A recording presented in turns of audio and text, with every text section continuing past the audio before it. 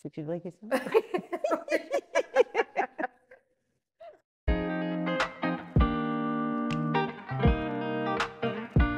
Je suis très contente qu'on mette en place ce projet parce que déjà c'est novateur et on ne faisait pas ça avant et je pense qu'il n'y a pas forcément beaucoup d'organismes de formation qui font ça.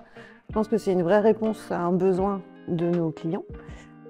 Et en plus, c'est lié de nos échanges entre formateurs. On se réunit tous les vendredis sur notre communauté de formateurs. Et l'idée, c'est de se dire on s'entend bien et on est content de se retrouver. On voudrait créer un petit peu cette même ambiance en dilettante, mais aussi dans quelque chose de finalement dans l'expertise. On débat régulièrement de la réglementation et on voulait le créer, en fait, cet échange-là avec nos participants.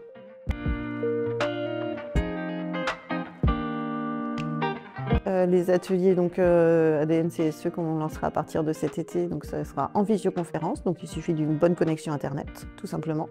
Ils vont durer 2 heures, donc soit de 10h à midi, soit de 14h à 16h, en fonction.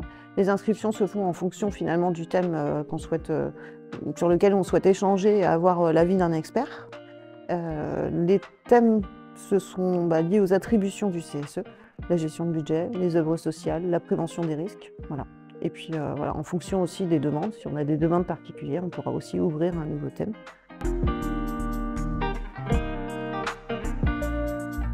Les ateliers en fait en vidéo qu'on va faire pendant les 2 heures, ça n'a rien à voir par rapport aux formations classiques. Formation classique, nous on a un agrément, on est expert dans les CSE, donc on a l'agrément de la DRITS, donc on a un programme qui est dédié, qui est très réglementaire, même si effectivement on répond aux cas particuliers.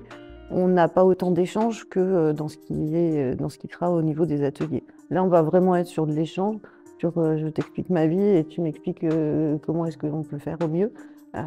Donc l'idée, c'est vraiment que ça soit beaucoup plus naturel finalement. La parole est beaucoup plus libre et les formateurs, ils attendent que ça.